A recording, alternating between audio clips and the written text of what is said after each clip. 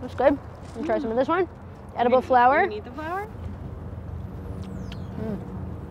This is one of our favorites. It's produced very well here on board. Cool. Try some.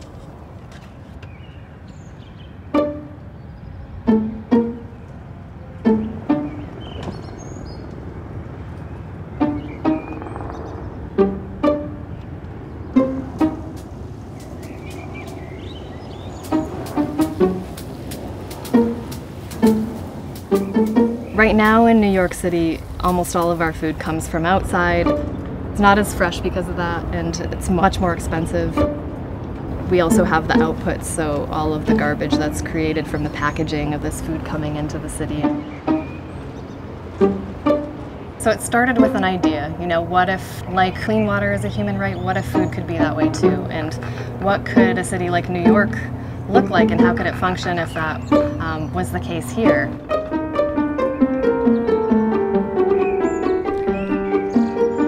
That was kind of the thinking behind doing Swale, was that if we could do this space on the water, we could travel from place to place.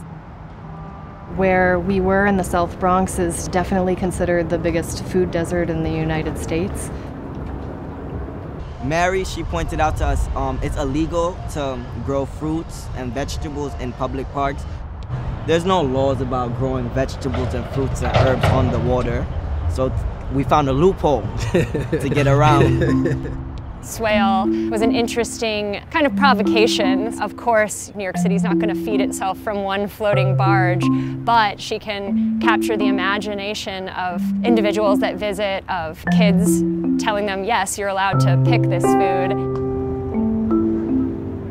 What conversation do you want to start? Have you ever planted any fruits or vegetables? Do you eat fresh fruits and vegetables? What if these kinds of spaces could be available in our public parks here in New York City? How we use urban land.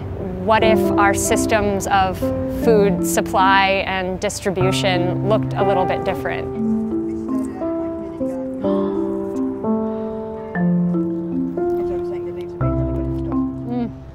People will start to care about the plants on Swale, and then they'll start to care about the soil. And then they start to care about the water. All those things, they end up coming up when we think about picking food ourselves.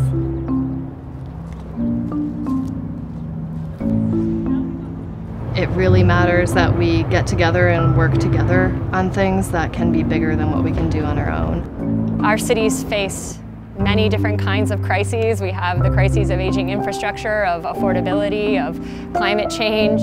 We need government policies, we need scientific inquiry, but we also need creative exploration of how we frame and understand and talk about those problems. That's, I think, what helps us envision new futures. I don't know what it's going to be like here in the future. I don't imagine that it's going to be any easier than it is now. It's pretty hard now. So there's something that sadly is utopian about this, and it's utopian because we're in a time where it feels like it's such a stretch to have food considered a right or a service or public. So that's maybe dystopic too.